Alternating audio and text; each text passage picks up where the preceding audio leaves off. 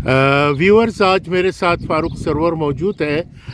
फ़ारूक भाई हमेशा हमारे वीडियो करम नवाजी है, हमारे वीडियो बनाते रहते हैं लिटरेचर पे। चूँकि हम दोनों का इस पर बड़ा प्यार करते हैं हम लिटरेचर से, तो फ़ारूक साहब मुझसे सीनियर भी है लिटरेचर के मामले में।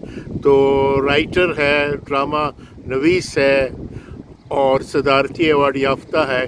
काफ़ी इनके बुक्स छपी हुई है।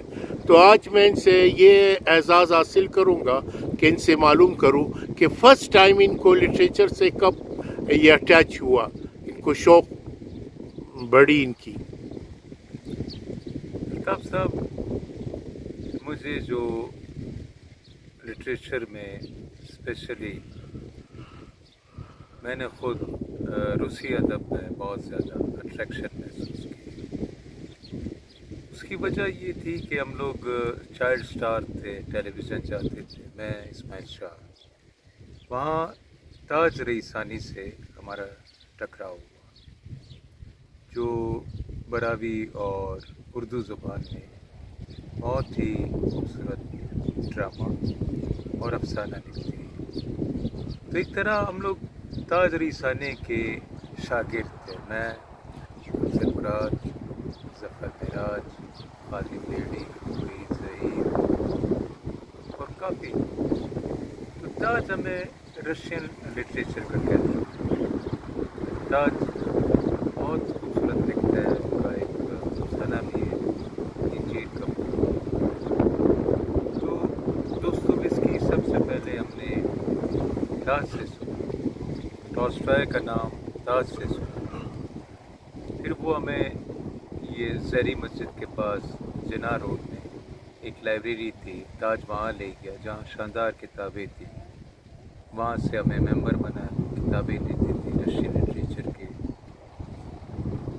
तो हमने जब उसको पढ़ना शुरू किया, मुझे तो बड़ा मज़ा आया।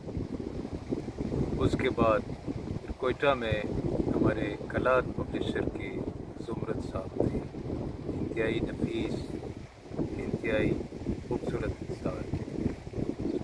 अभी उनके बेटे हैं मेजर साहब, वो बिल्कुल अपने वालिद की तरह है। उन्होंने मेरी किताब भी छापी और मज़ीद किताबों का कहा है कि आप मैटर लाए, मैं बिल्कुल छाप कर दूँगा। और लोग जिसकी किताब छापते हैं उसको 10 कॉपियाँ देते। मुझे याद पड़ता है मेजर साहब ने मुझे बार बार 100 200 कोई 1000 के करीब कॉपियाँ दी होंगी अदब शहर की। तो इनकी जो दुकान थी कलात पब्लिशर, उसमें पीपल्स पब्लिशिंग हाउस के तर्जुमे आते थे, जिसमें ज़ोए अंसारी वग़ैरह के वो होते थे, तराजुम होते थे रशियन ज़ुबान के। तो वो बहुत ही दिलचस्प होते थे जी। तो हमने वो पढ़ना शुरू किया। उसके बाद वो किताबें बहुत सस्ती थी। अगर कोई किताब 2 रुपए की होती थी, ज़ुमरत साहब वो हमें 8 आने यानी आधे रुपए में या 1 रुपए में देती थी। वो इनकरेज बहुत करते थे। अच्छा। इसी तरह यही हाल मेजर साहब का है, वो इसी तरह में इनकरेज करते हैं। बहरहाल इस फैमिली की अपनी खिदमात हैं और बहुत ज़्यादा हैं। तो मेरा फ़ारूक ख्याल है साहब, हमारे यहाँ सॉरी फॉर इंटरप्शन, आपको रशियन लिटरेचर में, अदीबों में, फिक्शनल राइटर्स में सबसे ज़्यादा इंस्पायर आप किस अदीब से हुई?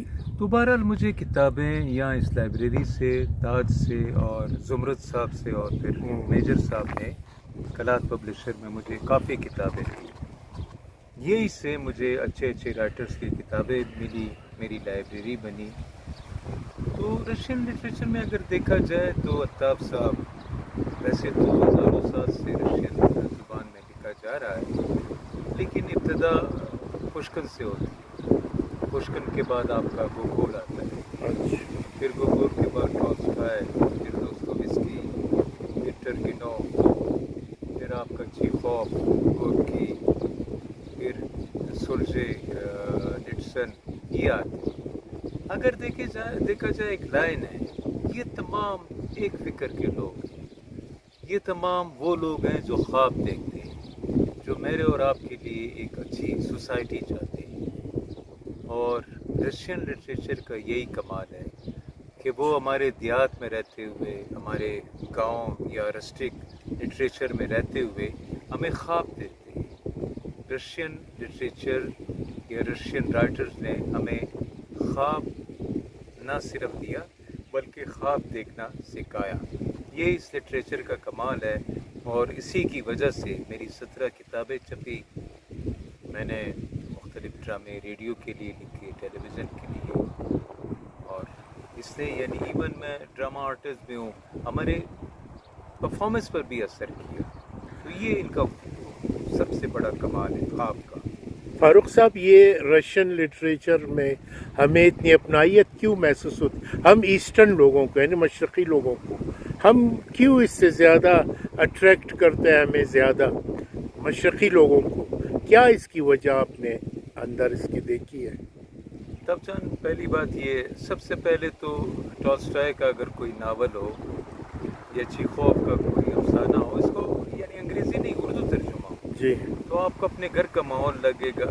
ادھر سب سے پہلی بات یہ ہوگی کہ سماور پڑا ہوا ہے, اس میں پانی گرم ہو رہا ہے اور آتش دان ہے, اس میں لکڑیوں کی آوازیں آ رہی ہیں. ان کے گھر بالکل ہمارے گھروں جیسے, ان کی باتوں کا طور طریقہ بالکل ایسے جیسے ہمارے گھروں میں ہماری خواتین باتیں کر رہی ہو, ہمارے جو مطلب عزیز و کارم ہیں یا پاکستان کے لوگ ہوں جی, یا انڈیا کے لوگ, وہی بول رہے ہیں, کوئی پرایا آدمی نہیں بول رہے. رشین بالکل ہمارے ٹون میں بولتے ہیں, جیسے ہمارے اپنے پشتو, بلوچی, ہزارگی, برابی, سندھی, سرائکی, یہ اسپیکنگ ہمارے اپنے لوگ, پرایا میں نہیں لکھتے. ان کا مزاج بالکل ہمارا مزاج ہے, ان کا رہن سہن, مزاج, ان کے اپروچ, تو ہمیں کیوں پرایا لگے؟ اسی وجہ سے ہم اٹریکشن محسوس کرتے ہیں. اور وہ کام کی بات کرتے ہیں, فضول باتیں نہیں کرتے, کمال نہیں کرتے. رشین لٹریچر میں اتنی میزریز کیوں ہے, اتنے غم, اتنے دکھ, اتنے زیادہ غم دکھ ہے اس میں. عام لوگ ہے, سائیکولوجیکلی بھی بہت نزدیک ہے. ہم جب پڑھتے ہیں سائیکی حسن دوستویسکی کو, تو وہ زیادہ انسانی اندر کو زیادہ ٹچ دیتا ہے, انسانی نفسیات کو زیادہ پورٹری کرتا ہے. پھر ساتھ ساتھ یہ میزریز کیوں اس میں اتنے وہ ہے؟ اب جان, میزریز دراصل لائف ہے, زندگی. جب تک کوئی رائٹر اپنے اس میں یعنی مخالف چیز نہیں دکھائے گا, میزریز, اپنے دکھ, جب تک آپ رشکلنیکوف کے دکھ نہیں لائیں گے, کرائمز آن پنشمنٹ کے, یا جب تک وہ سونیا کے دکھ نہیں لائیں گے, جب تک آپ ایڈیٹ کا پرنس مشکل سامنے نہیں لائیں گے, جو واقعی دکھی ہے اس معاشرے پر. ہم لوگ در حقیقت ایک اب نارمل سوسائٹی میں رہتے ہیں. اس ایب نارمل سوسائٹی کی وجہ سے ہمارا انڈیا کا آدمی بھی دکھی ہے, پاکستان کا بھی, ہمارے جتنی زبانیں ہیں اس کے لوگ آپ کو دکھی ملیں گے. تیسری دنیا کے لوگ, یعنی ہماری ایک سوسائٹی جو ہے ابھی امپروو ہو رہی ہے, ابھی ہم لوگ بہتری کی طرف جا رہے ہیں, لیکن بیسیکلی ہم لوگ ہیں دکھی لوگ. دکھی کیوں ہیں؟ کہ ہمارے پاس خزانے ہیں, ان خزانوں کی وجہ سے دوسروں نے آ کر ہماری زمینوں پر قبضہ کیا, ہمیں غلام بنایا. اس کی سب سے بڑی مثال انگریز کی. جی, تو ظاہر ہے جب آپ غلام ہوں گے, غلام کا دکھ ہوگا, پھر آپ دکھی ہوں گے. لیکن پھر وہاں آپ کے پاس رشیا کے لٹریچر کا خواب بھی ہے, تبدیلی کا خواب بھی ہے. آپ ایک بہتری کی طرف نہیں جاتے.